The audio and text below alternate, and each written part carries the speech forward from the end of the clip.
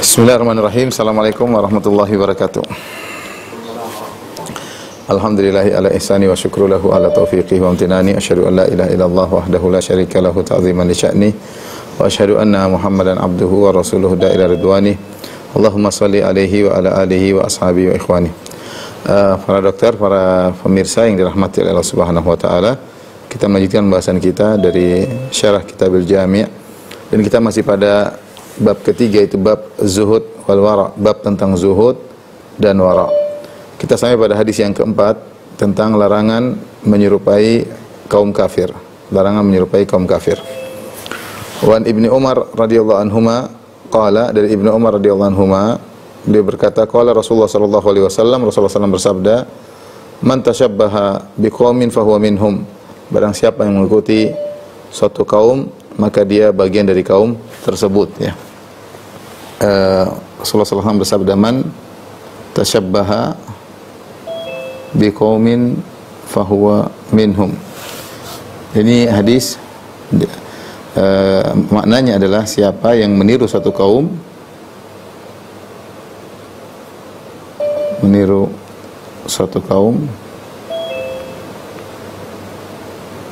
maka dia bagian darinya, maka dia bagian dari mereka. Hadis ini bisa menjadikan perbuatan terpuji dan bisa menjadikan perbuatan tercela, karena kaum di sini umum, ya. Umum, ya. Bisa jadi kaum di sini maksudnya adalah kaum yang tercela. Bisa jadi adalah kaum yang terpuji. Belum bahas contoh kaum yang terpuji, misalnya kita berusaha meniru, misalnya meniru para sahabat, meniru orang-orang soleh, ya, meniru amal amal perbuatan mereka, ya, maka menjadikan kita mendapatkan kebaikan karena kita seperti mereka, ya. Seperti perkataan Imam Syafi'i rahimahullah pernah berkata, uhibbus salihina walastu minhum. Aku mencintai orang-orang saleh meskipun aku bukan dari bagian mereka. Ini tawadhu'nya Imam Syafi'i, ya. Uhibbus salihina walastu minhum. Aku mencintai orang saleh meskipun aku bukan bagian dari mereka. Wa arju an anala bihim syafa'ah. Aku berharap dengan mencintai mereka aku bisa meraih syafaat, ya. Wa akrah man tijaratuhu al-ma'asi, dan aku benci orang yang perbuatannya adalah kemaksiatan. Wa in kunna sawa'an fil bid'ah, meskipun aku juga bermaksiat sebagaimana mereka. Jadi Imam Syafi'i mengisyaratkan kita berusaha, ya, mencintai orang-orang yang salihin, ya. Mencintai orang-orang yang baik, di antaranya dengan meniru mereka. Meniru perbuatan mereka, meniru amalan mereka, meniru tradisi mereka, orang-orang saleh tersebut, sehingga kita mencintai mereka. Sebaliknya, kalau kita meniru kaum yang tercela, seperti contohnya meniru orang kafir,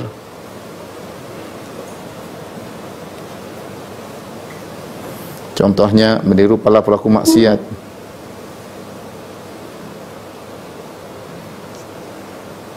tukang maksiat, kita tiru-tiru gaya-gaya mereka, meniru para ahlul bid'ah,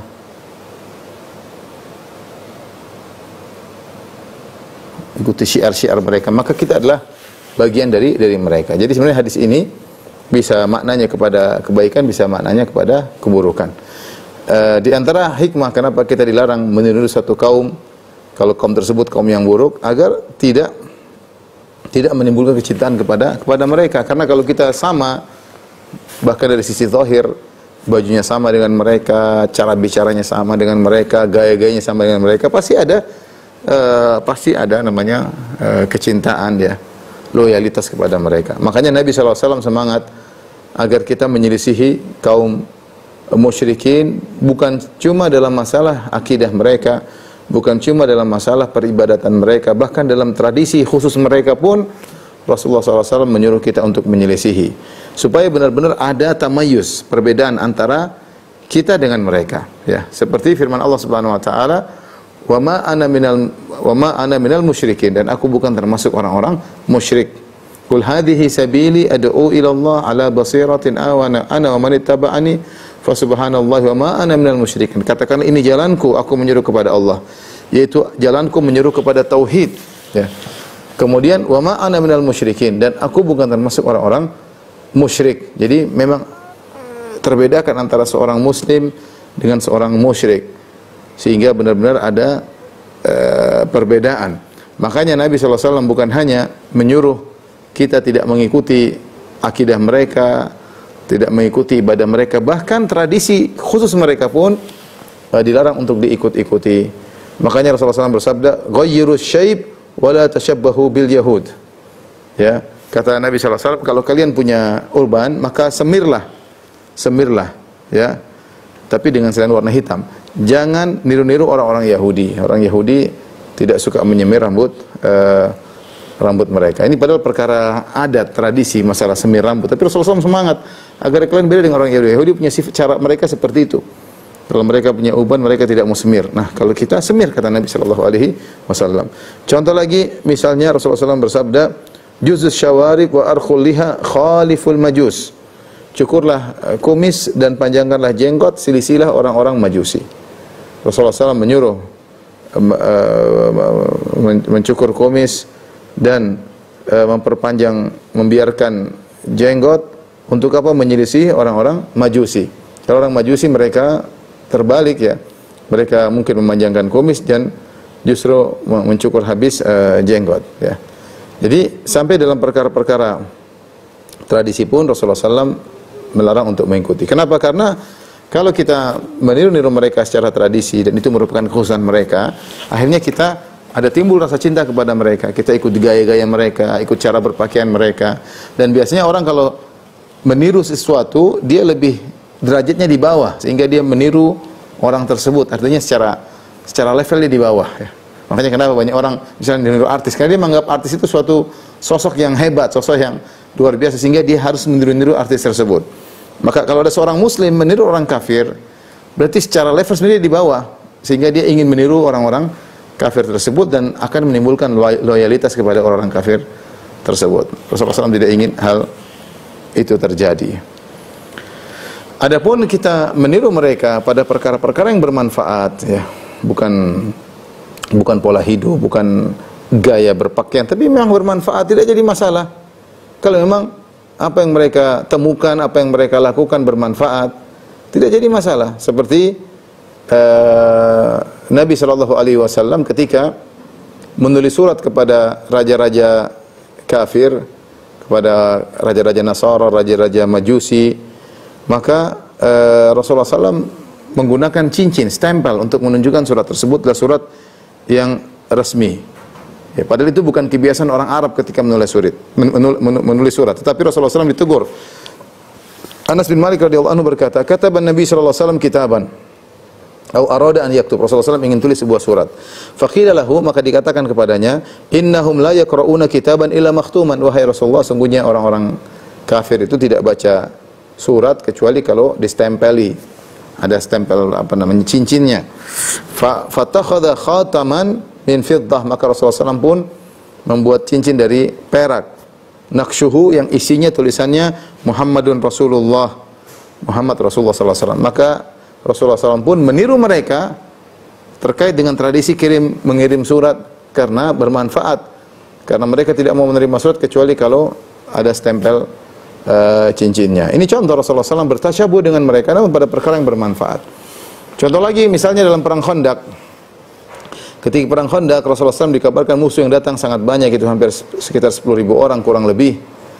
Maka Rasulullah SAW berdiskusi sama para sahabat apa yang harus mereka lakukan menghadapi musuh yang begitu banyak. Maka Salman Al-Farisi memberikan ide yang merupakan tradisi mereka ketika mereka di Persia, dan Salman adalah Al-Farisi, dahulu beragama Majusi, tinggal di tengah orang-orang Persia. Beliau berkata, "Inna kunna idza husirna khandaqna." Kami kunna bi Faris, kami di Persia, kalau kami dikepung maka kami khandaqna, kami bikin parit, lubang yang besar sehingga orang musuh tidak bisa menembus kepada kami. Maka ide Salman tersebut diikuti oleh Nabi SAW. Ini bentuk tasyabbuh yang diperbolehkan karena bermanfaat. Artinya dalam kehidupan kita, misalnya orang-orang kafir memiliki cara berobat yang baik, cara administrasi yang baik, nggak ada masalah. Meskipun mereka yang berinovasi menemukan hal tersebut, karena semua yang bermanfaat itu baik, tidak jadi masalah. Tetapi yang dilarang adalah pada perkara-perkara yang tidak ada manfaatnya, apalagi terkait dengan tradisi kekhususan mereka, ya, itu tidak diperbolehkan. Yang jadi masalah kaum muslimin meniru orang-orang kafir bukan pada teknologi yang mereka temukan, kemajuan, tapi justru pada perkara-perkara yang tidak bermanfaat, berpesta pora, terbuka aurat, model-model rambut yang ngawur, ya. Bahkan kalau ada orang kafir yang rambutnya sebelahnya hijau, sebelahnya botak, ada orang Islam juga yang ikut. Gaya berpakaian, gaya macam-macam diikuti, musik-musik, macam-macam. Justru yang disemangati untuk diikuti perkara-perkara maksiat. Seandainya yang diikuti adalah teknologi, kemajuan, nggak ada masalah itu. Meskipun itu orang kafir, kita ikuti nggak ada masalah. Jadi perlu kita ingatkan, kaum yang tercela, jangan kita meniru orang kafir, jangan kita meniru gaya-gaya para pelaku maksiat. Jangan, mungkin mereka punya tipe baju khusus, punya gaya model rambut khusus. Demikian juga meniru ahlul bidah, ya. Orang Syiah punya model baju khusus, orang Syiah punya jangan diikuti, ya. Ini tapi kita sebut tadi, ya. Kecuali pada perkara-perkara yang bermanfaat. Ini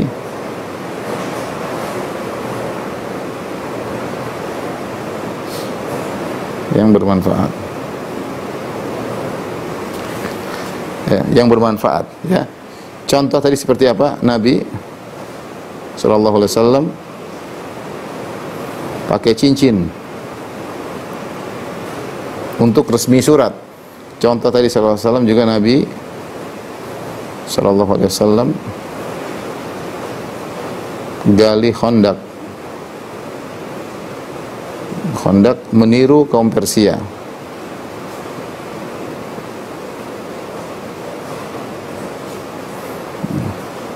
Nabi SAW pakai cincin untuk stempel surat resmi. Baik. Kemudian ikhwan akhwat yang rahmati Allah Subhanahu wa taala, demikian juga kita dilarang, kita dianggap dilarang mengikuti kaum yang tercela, yaitu jika merupakan ciri khas mereka.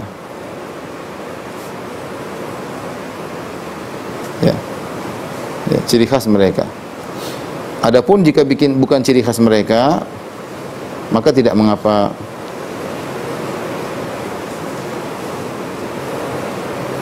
Maka tidak mengapa. Contoh, orang sering bertanya, Ustaz, apa boleh pakai jeans? Nggak ada masalah, jeans bukan ciri kekhususan orang kafir. Kain jeans bukan ciri khas orang kafir. Tidak jadi masalah pakai baju jeans, kain jeans, ya. Selama tentu menutup aurat, kemudian adab-adab Islami dalam berpakaian, tidak jadi masalah. Tapi kalau pakai jeans kemudian robek kanan, robek kiri, ya ini meniru, tasyabuh dengan orang-orang gila atau tasyabuh dengan orang-orang pelaku maksiat yang gaya pakaiannya seperti robek kanan, robek kiri, itu tentu tidak diperbolehkan. Jadi inilah ikhwan dan akhwat yang dirahmati Allah Subhanahu wa taala, ya, pembahasan dari hadis ini. Inti dari hadis ini, kenapa Ibnu Hajar rahimahullah membawakan hadis ini pada bab zuhud dan wara. Ibnu Hajar ingin memperingatkan bahwasanya kebiasaan kehidupan orang-orang kafir adalah duniawi banget. Jauh daripada zuhud, jauh daripada wara. Karena pikiran mereka bagaimana bisa berlezat-lezat di dunia, ya. Walladzina kafaru yatamatta'una wa ya'kuluna kama ta'kulul an'am wan naru mathwal lahum. Kata Allah Subhanahu wa taala, orang kafir mereka hanya bersenang-senang, pikiran mereka hanya makan-makan, syahwat kemaluan, syahwat perut, itu yang mereka lakukan. Wan naru mathwal lahum, dan neraka adalah tempat kembali mereka. Orientasi kehidupan mereka adalah dunia. Mereka tidak berfikir tentang akhirat.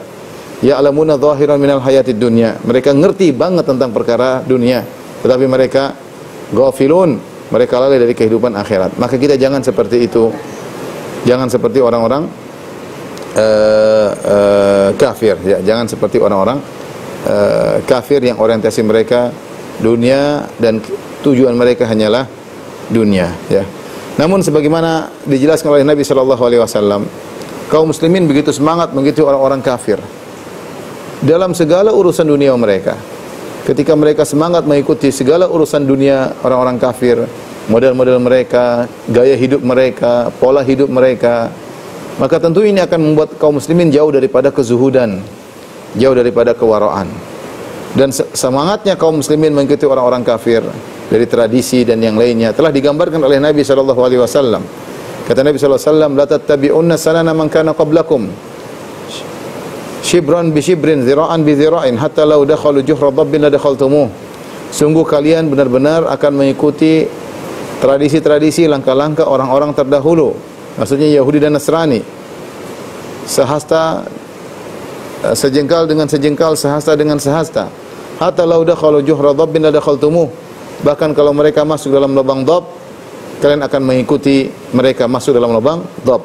Dalam sebagian riwayat, hadzal qudzati bil qudzah. Kalian akan meniru mereka seperti samanya antara buluh anak panah sebelah kanan maupun anak buluh sebelah kiri. Ya.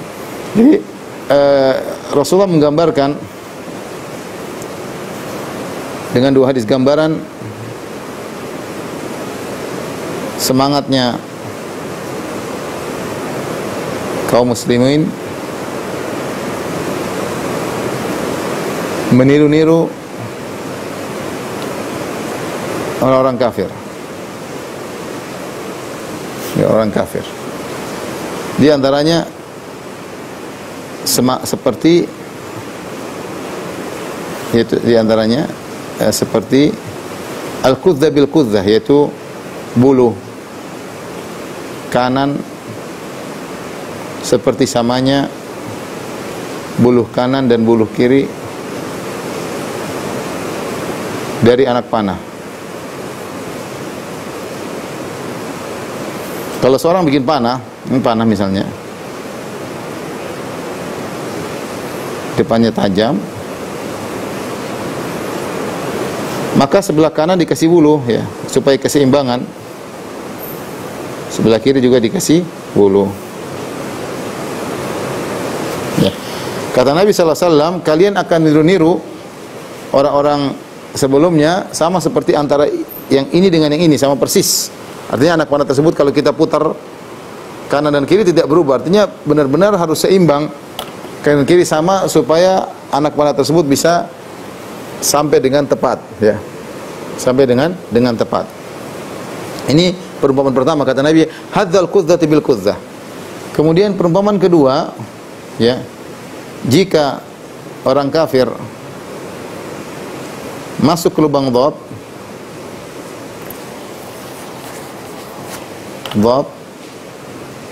orang Islam akan semangat, orang Islam akan ikut. Lubang dhab, apa bedanya lubang dhab dengan lubang-lubang yang lainnya? Ya, dijelaskan oleh para ulama, lubang dhab itu ya, dia sangat sempit dan kotor ya. Kata Al-Aini dalam kitabnya Al-Umdatul Qari, wajhut takhsis bi juhri dhabbi. Kenapa Rasulullah SAW mengatakan seandainya kalau mereka masuk dalam lubang dhab, kenapa disebutkan khusus lubang dhab? Tidak disebutkan lubang tikus, tidak disebutkan lubang ular. Li syiddati dhiqihi wa rada'atihi. Karena sangat sempit ya, dan buruknya lubang tersebut. Ya.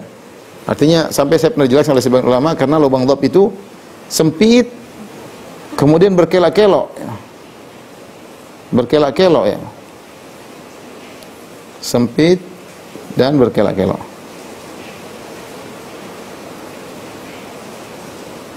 Artinya sulit untuk masuk dalam lubang tersebut. Tetapi kalau ada orang kafir masuk, orang Islam akan ikut masuk juga. Menunjukkan semangat luar biasa untuk meniru orang-orang kafir. Lihat sekarang model-model, nanti ikut gayanya orang Korea, terkadang ikut gayanya orang India, terkadang ikut gayanya orang kafir Amerika, terkadang mungkin nanti ikut gaya orang kafir Rusia. Apa gaya-gaya yang muncul, apalagi lagi model, lagi tren diikuti. Gaya rambut ya, gaya berpakaian ya, mungkin gaya jalan ya. Ini semua hendaknya kita jauhi, karena ketika kita sering meniru mereka, kita akan terjerumus dalam banyak penyimpangan. Dan kenyataan, lihatlah bagaimana kita bicara misalnya masalah akidah. apapun yang diyakini oleh orang terdahulu, ya, maka akan diikuti oleh sebagian orang-orang Islam, ya. Kalau orang Nasara meyakini bahwasanya Tuhan bersatu dengan Nabi Isa, Allah bersatu dengan Nabi Isa, apakah Allah itu Isa atau Allah menempati Nabi Isa atau Allah bersatu dengan Nabi Isa? Sebagaimana bersatunya antara misalnya air susu dengan air teh bersatu menjadi satu padu, ataukah air Allah menempati Nabi Isa sebagaimana air yang menempati gelas, ya. Orang Islam ada yang lebih parah, seperti Ibnu Arabi memiliki pemahaman wahdatul wujud, sebagaimana dia sebutkan dalam kitabnya Fusul Hikam dan juga dalam kitabnya Futuhatul Makkiyah, meyakini bahwasanya Allah adalah bersatu dengan seluruh makhluk. Kalau dahulu orang Nasara hanya membatasi perpaduan antara Allah dengan makhluk hanya pada Nabi Isa atau Ruhul Kudus, Jibril, kalau Ibnu Arabi lebih parah, bahwasanya Allah bersatu dengan seluruh makhluk, ya. Kalau orang Nasara beribadah dengan musik-musikan, orang Islam juga mengikuti. Dan demikianlah adat tradisi diikuti oleh orang-orang Islam, ya. Oleh karenanya kita waspada, ya, kita boleh mengikuti mereka pada perkara-perkara yang bermanfaat. Adapun perkara-perkara yang merusak akhlak, merusak moral, maka jangan diikuti, apalagi merusak akidah. Intinya yang ingin saya sampaikan pada kesempatan kali ini bahwasanya kenapa Ibnu Hajar membawakan hadis ini, larangan meniru orang kafir dalam bab zuhud dan wara, karena saya katakan tadi kebanyakan orang kafir pikiran mereka hanyalah dunia. Mereka tidak ingat, mereka lupa, lalai dengan akhirat, ya. Walladzina kafaru yatamatta'una wa ya'kuluna kama ta'kulul an'amu wan naru mathwal lahum. Kata Allah, orang-orang kafir mereka hanya bersenang-senang dan mereka makan isinya hanya memuaskan syahwat perut, syahwat kemaluan, seperti hewan. Hewan, ya, paling beranak pinak dan makan, itu hewan seperti itu. Wan naru mathwal lahum, dan neraka adalah tempat kembali mereka, ya. Baik, kita lanjutkan hadis kelima.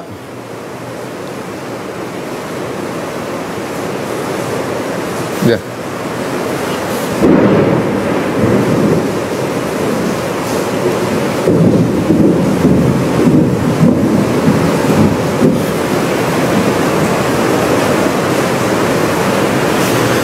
Hadis kelima, perintah meminta pertolongan hanya kepada Allah. Ini juga masuk dalam bab zuhud. Ketika kita hanya minta kepada Allah, kita tidak berharap kepada manusia. Kenapa dimasukkan dalam bab zuhud dan wara? Agar kita tidak berharap kepada pemberian orang lain. Kita tidak berharap kepada harta orang lain. Sehingga kita dilatih untuk senantiasa minta kepada Allah Subhanahu wa taala. Orang yang senantiasa minta kepada Allah, niscaya dia akan zuhud kepada dunia ini. Dunia akan kita tinggalkan semuanya, ya. Wa an Ibnu Abbas radhiyallahu ta'ala anhuma, dari sahabat Ibnu Abbas radhiyallahu anhuma, qala, beliau berkata, kuntu khalfan Nabi sallallahu alaihi wasallam yauman, suatu hari aku bersama Nabi sallallahu alaihi wasallam, itu aku dibonceng di belakang Nabi sallallahu alaihi wasallam, dan ini menunjukkan tawadhu'nya Nabi sallallahu alaihi wasallam. Nabi sallallahu alaihi wasallam sering membonceng orang dalam tunggangannya, ya. Dan Ibnu Mandah kalau tidak salah menulis sebuah buku yang menjelaskan tentang nama-nama orang yang pernah dibonceng oleh Nabi sallallahu alaihi wasallam. Ada sekitar 30 orang. Sebagaimana dinukil oleh Ibnu Hajar dalam Fathul Bari. Di antaranya Ibnu Abbas, di antaranya Usama bin Zaid, di antaranya Fadl bin Abbas, di antaranya cucu Nabi sallallahu alaihi wasallam Hasan dan Husain, ya. Di antaranya Mu'adz bin Jabal radhiyallahu taala anhum ajma'in. Itu Rasulullah SAW sayang pada mereka dan lemah lembut dan membonceng mereka di belakang Nabi sallallahu alaihi wasallam. Siapa yang tidak senang ketika ada seorang kepala negara kemudian membonceng dirinya? Tentu dia sangat bahagia. Ibnu Abbas adalah sepupu Nabi sallallahu alaihi wasallam dan dia usianya jauh dari Nabi. Dia sepupu tapi dia masih sangat muda. Kata dia, kuntu khalfan Nabi sallallahu alaihi wasallam yauman, suatu hari aku berada dibonceng oleh Nabi sallallahu alaihi wasallam. Maka beliau berkata, Rasulullah SAW berkata, ya gulam, wahai sang remaja, ihfadillah yahfadka, jaga Allah, jagalah Allah, niscaya Allah akan menjagamu. Ihfadillah tajidhu tujahaka, jaga Allah, niscaya kau akan mendapati Allah di hadapanmu. Wa idza sa'alta fas'alillah, jika engkau minta-mintalah kepada Allah. Wa idza ista'anta fasta'in billah, jika kau minta pertolongan maka mintalah pertolongan kepada Allah. Hadis riwayat Tirmidzi wa qala hasanun sahih. Ya. Adalah hasan yang sahih, hadis hasan sahih. Di sini hadis tentang ihfazillah yahfazka, jagalah Allah, niscaya Allah akan menjagamu. Apa yang dimaksud dengan menjaga Allah? Menjaga Allah itu maksudnya menjaga perintah-perintah Allah agar tetap dikerjakan dan menjaga larangan-larangannya untuk tetap dijauhi. Tentunya Allah tidak perlu dijaga, dan ini adalah uslub metode bahasa Arab, ya, dengan menghapus objek. Misalnya firman Allah, was'alil qaryata allati kunna fiha, tanyakanlah kepada negeri yang kita di negeri tersebut. Maksudnya tanyakanlah kepada penduduk negeri. Seharusnya was'ali ahlal qaryati, was'al ahlal qaryati, tapi Allah menghilangkan kata penduduk dengan mengatakan was'alil qaryata, tanyakanlah kepada negeri. Sudah dipahami maksudnya, tanyakan kepada penduduk negeri. Sama seperti hadis Nabi, ihfazillah, jagalah Allah. Bukan berarti Allah butuh dijaga, tidak. Ya, makanya Allah yang menjaga kita. Bukankah setelah itu Nabi mengatakan yahfazka, Allah jaga kamu. Jadi ketika, bukan berarti kamu jaga Allah, Allah jaga kamu. Loh, kamu yang butuh penjagaan dari Allah. Terus maksud dari jagalah Allah maksudnya apa? Jagalah perintah-perintahnya. Jangan kau langgar, jangan kau tinggalkan, dan jagalah larangan-larangannya, jangan kau langgar. Itu maksudnya. Dan itu berlaku pada ayat-ayat yang menunjukkan misalnya in tansurullaha yansurkum. Jika kalian menolong Allah, Allah akan menolong kalian. Bukan berarti Allah butuh ditolong, tidak. Ini orang tidak ngerti bahasa Arab, ya. Orang ngerti bahasa Arab tahu maksudnya bukan demikian. Maksudnya perjuangkanlah agama Allah, niscaya Allah akan menolong kalian. Jagalah Allah maksudnya jagalah agama Allah. Jagalah agama Allah, jaga perintahnya, jaga larangannya, jaga syariatnya. Jangan sampai dirusakin oleh orang-orang yang merusak syariat Allah, yang menghina syariat Allah, yang menambah-nambahin syariat Allah, yang merubah, memodifikasi syariat, kemurnian syariat Allah Subhanahu wa taala. Sebagaimana terjadi zaman sekarang, harus dijaga syariat Allah yang murni yang datang dari Allah Subhanahu wa taala. Niscaya Allah akan menjagamu. Oleh karenanya Syekh Ali Bassam ketika menjelaskan makna ini, dia mengatakan ihfaz awamirahu wamtathilha, jagalah perintah-perintah Allah dan kerjakanlah.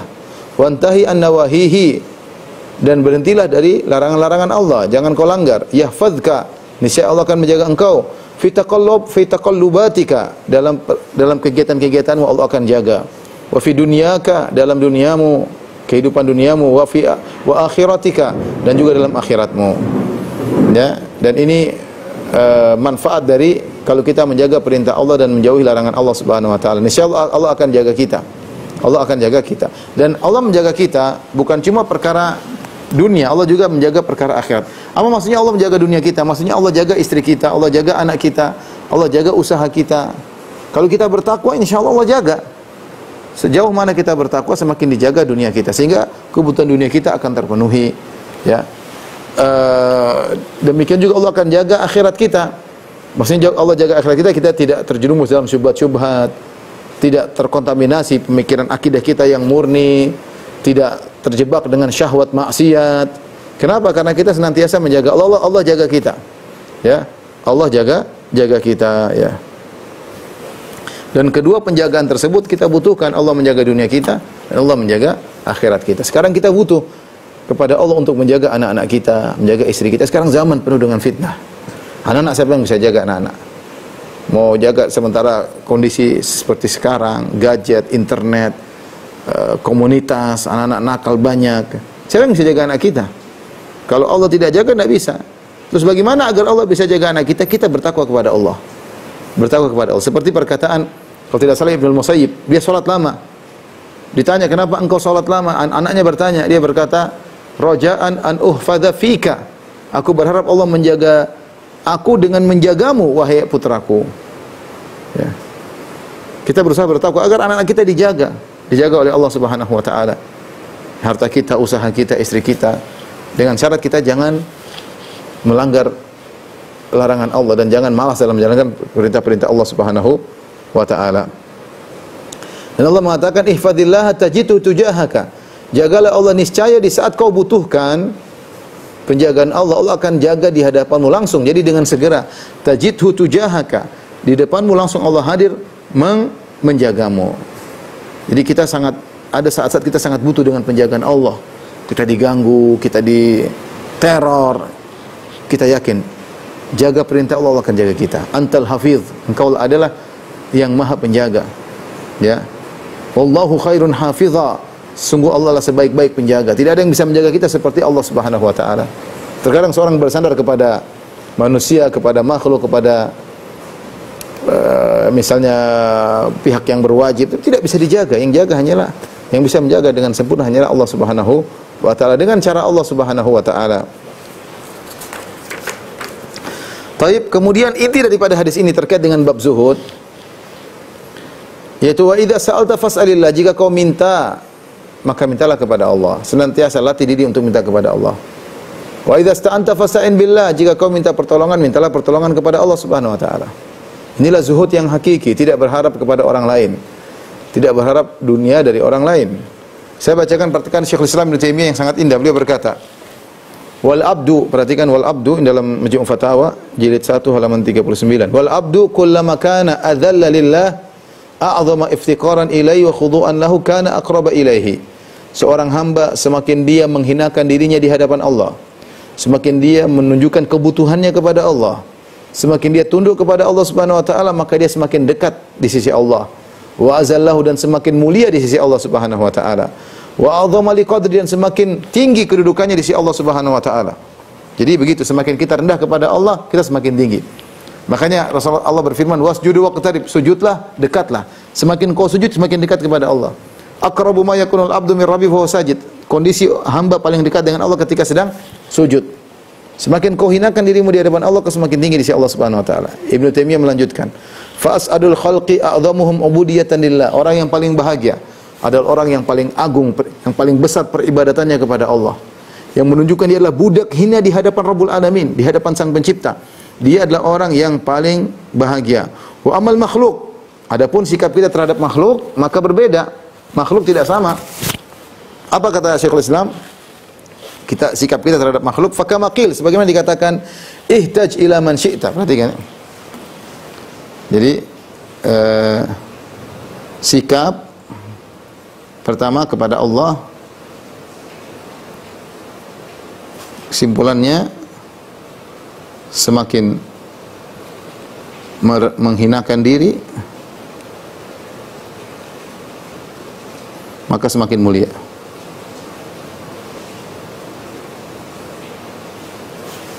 Adapun kepada makhluk, kepada manusia, kata Ibnu Taimiyah rahimahullahu taala, ya, ihtaj ila man syi'ta takun asirahu. Butuhlah pada manusia, takun asirahu, maka engkau menjadi tawanannya.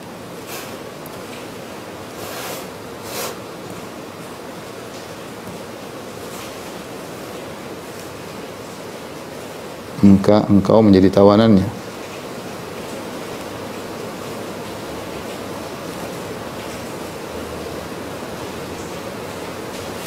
Kemudian wastaghni amman syi'ta takun nadhirahu, ya. Tidak butuhlah engkau kepada siapapun, maka engkau selevel dengannya.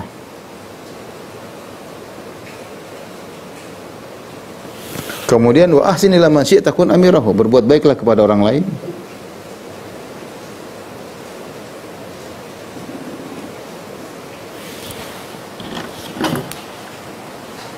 Berbuat baiklah kepada orang lain, ya, niscaya engkau menjadi pemimpinnya.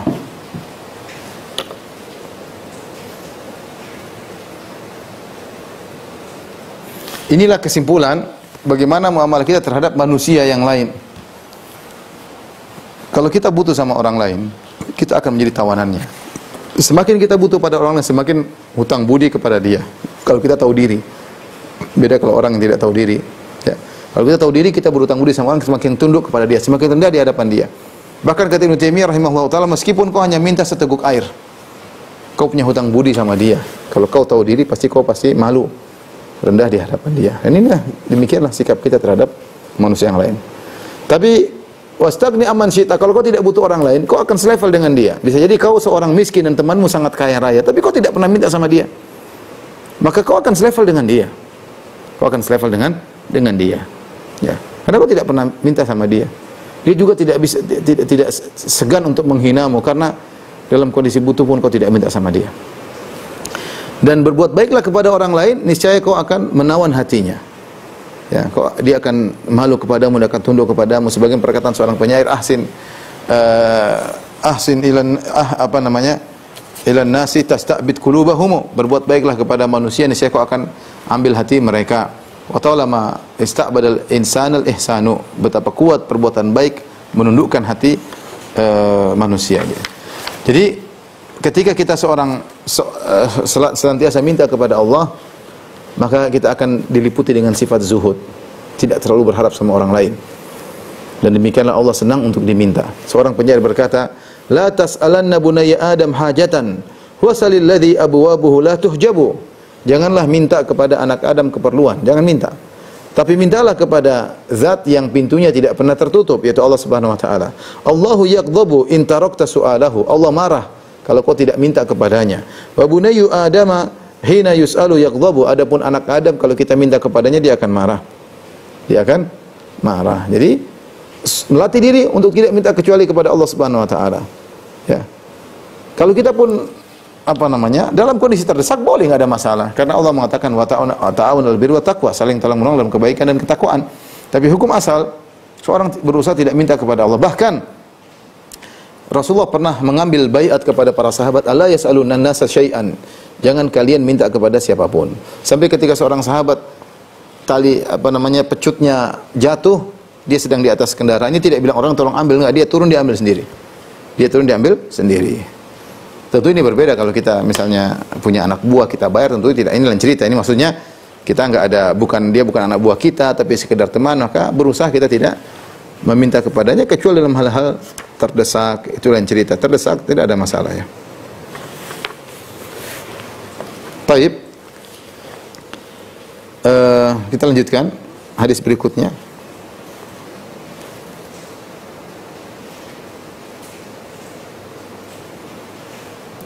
Makanya di antara hukuman bagi orang yang suka minta-minta, tidak punya malu, sedikit minta, ya. Allah akan hilangkan wajahnya pada hari kiamat kelak. Kata Nabi sallallahu alaihi wasallam, la tazalul mas'alatu bihadikum hatta yalqallaha yaumal qiyamah wa laysa ala wajhi muz'atul lahmin. Senantiasa orang minta sampai dia datang pada hari kiamat, wajahnya tidak ada dagingnya sama sekali. Karena rasa malunya hilang. Tidak pantas orang sedikit-sedikit bantu dong sedikit minta. Enggak. Kita jangan sedikit, kita berusaha jalankan sendiri. Harus punya izzatun nafs, punya harga diri. Jangan minta-minta sama orang, jangan memelas sama orang, kita memelas sama Allah Subhanahu wa taala. Kalau ada orang mau berbuat baik, ya tidak apa-apa, kita tolak. Tapi jangan memelas sama orang lain, memelas kepada Allah, merendahkan diri kepada Allah Subhanahu wa taala. Hadis yang berikutnya, perintah zuhud terhadap dunia.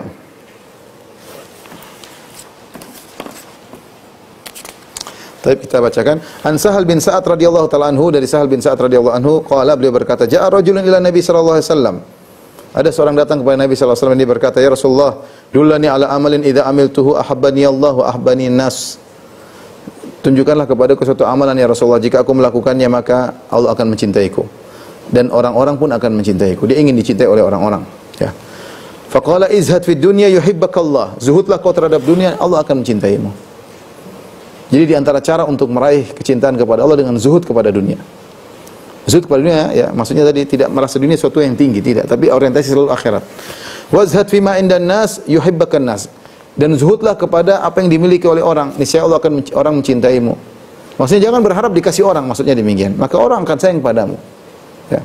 Ini hadis riwayat Ibnu Majah wa sanadu hasan, kata Ibnu Hajar di riwayat Ibnu Majah dan sanadnya adalah hasan, ya. Di sini Nabi mengajarkan tentang, atau Nabi menjelaskan salah satu cara agar kau dicintai oleh Allah dan agar kau dicintai oleh manusia. Agar dicintai oleh Allah, zuhud terhadap dunia. Allah tidak suka dengan orang yang orientasinya dunia. Ya. Allah tidak suka orang yang orientasinya dunia. Tapi Allah suka dengan orang yang orientasinya akhirat. Karena dunia ini sesuatu yang akan kita tinggalkan. Bagaimana hati seorang terpenuhi dengan perkara-perkara yang akan dia tinggalkan. Dan demikianlah banyak manusia yang mendahulukan dunia daripada akhirat. Kata Allah, bal tu'thirunal hayatad dunya. Tapi kalian mendahulukan dunia daripada akhirat. Wal akhiratu khairu wa abqa, padahal akhirat lebih baik dan lebih kekal. Allah juga berfirman, turiduna aradad dunya wallahu yuridul akhirah. Kalian menginginkan harta dunia sementara Allah inginkan akhirat. Kata Allah, kul mata'ud dunya qalil, katakanlah kesenangan dunia hanyalah sedikit. Wal akhiratu khairul liman ittaqa, dan akhirat lebih baik bagi orang yang bertakwa. Lihatlah bagaimana Nabi SAW berkata, raqatul fajri khairun minad dunya wa fiha. 2 rakaat dilakukan sebelum salat subuh lebih baik dari dunia dan seisinya. 2 rakaat kita kerjakan dengan niat akhirat. Yang kerjakan cuma 2 menit, mungkin 2 menit setengah. Ternyata ganjarannya lebih baik dari dunia dan seisinya. Dunia dan seisinya masih kalah dengan pahala 2 rakaat salat subuh. Makanya 2 rakaat sebelum subuh. Makanya Nabi mengatakan, "Lau kanatid dunya ta'dilu indallahi janaha ba'udah, ma saqa kafiran minha syarbata ma." Kalau dunia itu nilainya sama seperti sayap seekor lalat atau sayap seekor nyamuk, Allah tidak akan berikan dunia kepada orang kafir meskipun hanya seteguk air. Tapi karena dunia itu lebih hina daripada sayap seekor nyamuk, maka Allah berikan kepada orang kafir. Orang kafir tidak berhak mendapatkan sesuatu yang bernilai. Dunia dikasih kepada mereka karena dunia tidak ada nilainya di sisi Allah Subhanahu wa taala. Perhatikan, dunia ini tidak ada nilainya. Dia hanya bernilai kalau diniatkan untuk akhirat. Dia sangat bernilai besar ketika diniatkan untuk akhirat. Bagaimana infak, bersedekah di jalan Allah, ya, mengeluarkan uang fisabilillah, bantu anak yatim, bantu orang susah, bantu fakir miskin, bangun masjid, ini semua butuh dunia. Ya. Membantu dakwah, ya, membantu orang terkena bencana alam, semuanya dunia, semuanya butuh dunia. Sarana untuk dakwah, membeli peralatan, semua dunia. Kalau orientasinya akhirat, maka jadi akhirat. Makanya Ibnu Rajab ketika membahas tentang hadis-hadis yang menjelaskan tentang tercelanya dunia, dia ingatkan, bukan maksudnya tercela dunia, tapi tercela dunia itu ketika niatnya murni dunia, bukan niatnya akhirat. Kata beliau, wa alam anna dzamal warid fil kitab wa sunnah lidunya laisa huwa rajian ila zamaniha alladhi huwa al-lail wan nahar. Ketahuilah bahwasanya celaan yang datang dari Al-Qur'an dan sunnah tentang dunia bukanlah kembali kepada zaman dunia tersebut, siang dan malam yang bergantian sampai hari kiamat, silih berganti. Fa inna Allah ja'alahuma khilfatan liman arada an yadhakkara aw syukur. Allah menjadikan siang dan malam sebagai silih berganti bagi pelajaran bagi orang yang ingin bersyukur.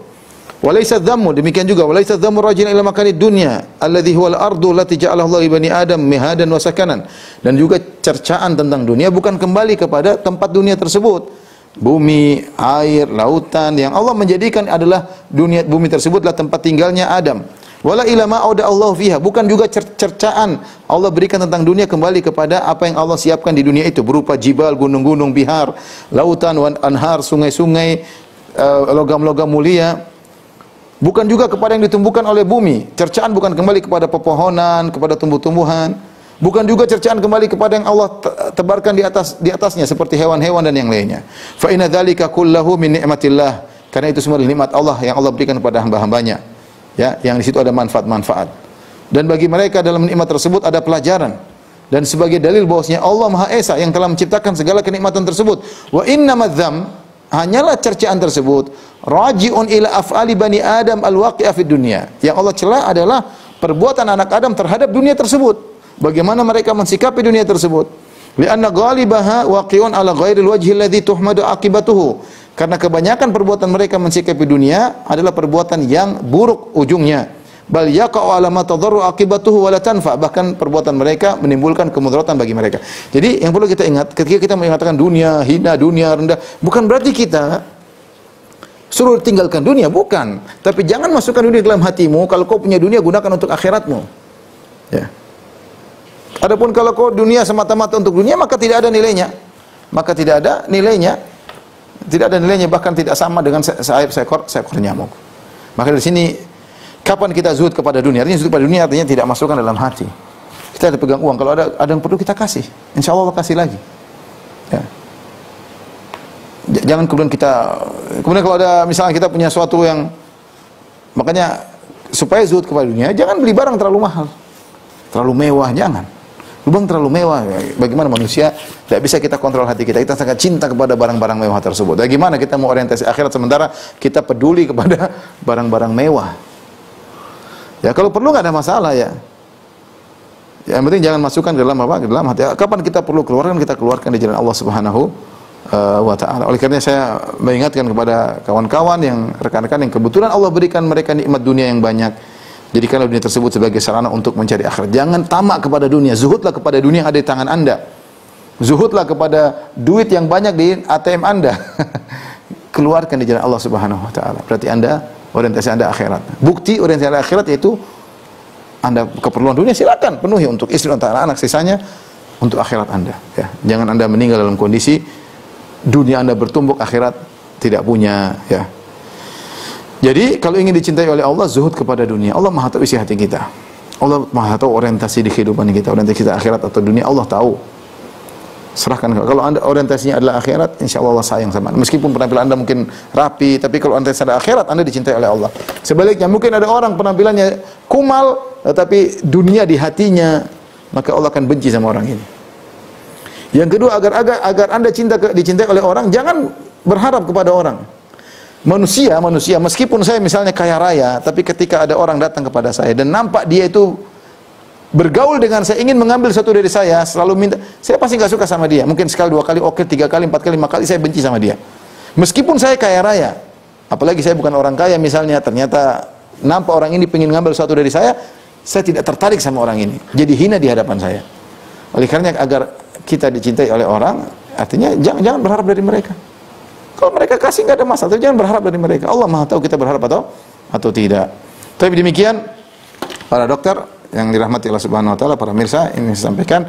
Kalau ada yang bertanya saya persilakan, masih ada waktu. Allah taala alam bisawab.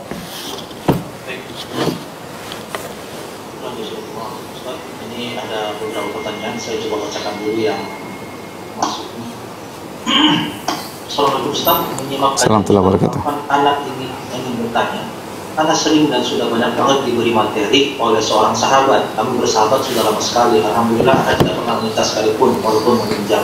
Kami memang timpang sekali dalam segi ekonomi. Sampai di mana tingkat hutang budi Anda kepada sahabat anak tersebut. Karena Anda tidak pernah minta dan bergantung kepada yang mau nasihat Ustaz. Sahabat ya, demikian seharusnya seorang yang kaya bersahabat orang miskin, yang kaya membantu yang miskin, tapi yang miskin menata hati. Jangan berharap kepada yang kaya. Kewajiban dia si kaya untuk memperhatikan si miskin dengan pemberian, dengan hadiah.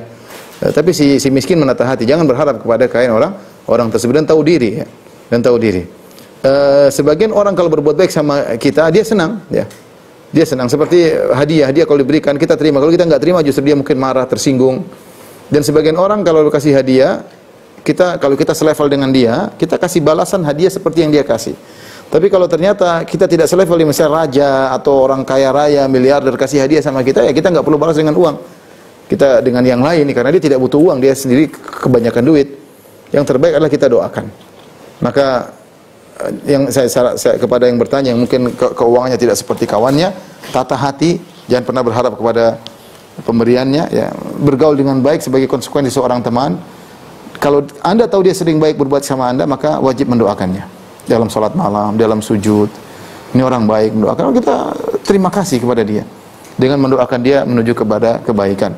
Makanya Rasulullah SAW mengatakan, man sona ilaikum ma'rufan fakafi'uhu. Siapa yang berbuat baik kepada engkau, balaslah dengan yang semisalnya. Tujuannya apa balas dengan semisalnya? Agar kita tidak punya hutang budi. Kalau dia belikan kita kue dengan harga 100.000, kita balas belikan kue pula harga gorengan dengan harga 100.000. Intinya supaya apa? Tidak ada hutang budi. Fa ilam tajiduna ma tukafi'una, kalau kau tidak menemukan yang bisa membalas bahasanya, fad'ulahu, doakan. Orang miskin dikasih orang kaya, membalas bagaimana? Dia senang memberikan hadiah kepada kita, dia senang ketika kita terima, apalagi ternyata keperluan terpenuhi. Ya tugas kita apa? Mendoakannya. Jangan malas mendoakan. Dalam sujud, salat malam, doakan dia. Wallahu a'lam bishawab. Assalamualaikum. Apa bertanya Anda tentang berpakaian menggunakan celana panjang dengan baju longgar? Anda seorang akhwat. Pakaian menggunakan celana panjang dengan baju longgar yang panjang sampai paha menutupi aurat, pinggul, tapi masih nampak celana panjangnya. Apakah ini termasuk masih tasawuf? Dan syaratnya pakaian ini? Ini kaitannya bukan tasyabuh, tapi celana panjang itu membentuk lekuk tubuh sang wanita. Kalau celana panjangnya, roknya sampai di bawah nggak ada masalah. Tapi kalau roknya cuma sampai di lutut, masih terlihat lekukan kakinya, sebaiknya dihindari. Dihindari. Jadi, apalagi ya, jadi celana panjang itu kenapa dilarang? Bukan masalah tasyabuhan, tapi dia membentuk lekukan kaki ya. Dan wanita sebaiknya jangan terlihat, meskipun dia agak gombrang, tapi tetap ada belahan. Belahan tersebut tidak baik bagi wanita. Sebaiknya tertutup dengan total. Jadi pakai celana panjang boleh, tapi roknya panjang sampai ke kakinya. Wallahu a'lam bishawab. Baik, ini ada saya coba yang presiden Ustaz. Silakan Mas Satria Aribo.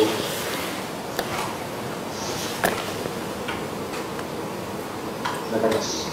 Assalamualaikum warahmatullahi wabarakatuh, Ustaz. Waalaikumsalam warahmatullahi wabarakatuh. Semoga Allah jaga antum sekeluarga. Amin. Ini mau tanya mengenai tasyabuh nih, Ustaz.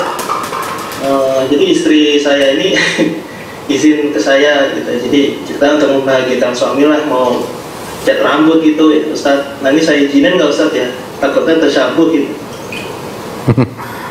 Nggak apa-apa. Perempuan cat rambut nggak apa ya. Tapi jangan bilang saya pingin cat rambut seperti fulanah orang kafir. Enggak, ya cat rambut yang kamu senang warna apa ya, kita yang nentukan warnanya. Nggak apa-apa. Wanita boleh menyemir rambutnya dengan warna yang kita sukai. Jangan kita bilang kamu rambutnya seperti artis Korea, itu namanya tasyabuh dengan orang kafir tersebut. Tapi kalau kita milih warna yang kita sukai, enggak ada masalah insyaallah. Dengan bukan niat untuk, karena itu boleh mewarnai rambut, boleh, dan itu bukan ciri khas karena dari namanya semir dari dulu sudah ada. Semir sudah ada. Jadi tidak jadi masalah. Yang penting jangan bilang saya ingin rambut seperti misalnya Lady Diana misalnya zaman dulu. Saya ingin warna rambut seperti fulana siapa, enggak boleh seperti itu. Allah alam bisawab. Baik, satu lagi mungkin dari akunnya, silahkan Ibu Siti Suhaya. Assalamualaikum warahmatullahi wabarakatuh, Pak Ustaz. Waalaikumsalam warahmatullahi wabarakatuh. Kan dia apa yang katanya bertanya penjagaan mengenai begini Pak Ustaz. Saya itu siapa anak saya kabur tadi di mana, terus dia memasrahkan keberanian anak saya di saat Saya agak terganggu Bu, mohon maaf. Jadi saya tidak bisa nangkap pertanyaan dengan baik, ada suara yang di tengah-tengah, jadi kecuali kalau maaf Pak Ustaz, sudah jelas belum? Silakan. Jelas? Pak dokter bisa nangkap, moderator bisa nangkap. Saya coba nangkap, saya nanti sampaikan ulang pada saya tidak bisa nangkap. Siap. Silakan Bu. Saya ditinggalin dan saya kabur. Saya ada saya kepada Allah di saat sholat. Lalu ada yang saudara saya menyarankan untuk mengamalkan setelah sholat kepada yang hadir, bacalah 4 tepat di Nasirul Mustaqim ia karena dua ia karena stain 40 kali sampai panjatkan doa kepada Allah untuk memohon penciptaan atas anak saya tersebut. Itu ada sunahnya tidak, Pak Ustaz? Oke, saya bisa tangkap Dok, alhamdulillah ya. Tidak ada sunahnya seperti itu. Caranya Ibu sholat berdoa, tidak perlu ada aturan baca Al-Fatihah berapa puluh kali atau berapa puluh kali, tidak ada aturan seperti itu ya. Sholat malam berdoa kepada Allah ya. Di sela-sela kapan saja kita mendoakan anak kita, dan doa di antara doa yang dikabulkan Allah doa orang tua kepada anak. Kita boleh doa dalam sujud kita boleh doa setelah sholat kita, terutama setelah sholat malam, angkat tangan, minta kepada Allah SWT. Tidak ada aturan baca tadi berapa 40 kali atau berapa belas kali, saya enggak tahu, itu semua tidak ada dalilnya ya. Dari mana dia tahu bosnya ini manjur ya? Kalau dibilang hanya ini sudah dicoba, orang coba banyak macam-macam coba, yang coba dukun juga manjur juga banyak ya. Enggak, kita tidak bicara perkara yang gaib kecuali dengan dalil. Kalau enggak dalilnya tidak boleh, apalagi dengan bilangan sekian maka tidak ada sunnahnya. Wallahu ta'ala alam bisawab. Ini ada pertanyaan, mungkin saya singkat tadi. Silakan. Dia bertanya soal menghadiri pernikahan non muslim, apakah itu adalah perkara tradisi, hubungan antara sesama manusia, kita berinteraksi dengan orang-orang kafir dalam perdagangan, dalam bertetangga, di antara kalau misalnya ada yang sakit kita boleh jenguk, kalau ada yang nikah kita boleh ikut ikut acaranya sebagai bentuk akhlak yang mulia. Tetapi tentunya yang terjadi masalah jika acara tersebut ternyata ada acara-acara keagamaannya, itu agak repot ya. Yang kedua misalnya terbuka aurat, orang pada maksudnya orang cantik-cantikan situ berikhtilat laki-laki perempuan, itu agak repot ya. Tapi kalau misalnya sudah menikah, kita datang ke rumahnya, memberi hadiah sehingga terhindar dari perkara-perkara yang diharamkan, maka tidak jadi masalah, itu perkara duniawi. Adapun menghadiri itu yang saya kadang-kadang khawatir, saya nggak tahu acara mereka seperti apa, tapi saya khawatir itu acara ada keagamaannya, ada pujian-pujian kepada selain Allah Subhanahu wa taala, Tuhan selain Allah Subhanahu wa taala. Kemudian bisa jadi ada aurat-aurat yang terbuka ya, campur baur laki-laki perempuan, maka saya tidak menganjurkan. Tapi boleh datang setelah itu, sebelum atau setelah pernikahan, beri hadiah sebagai bentuk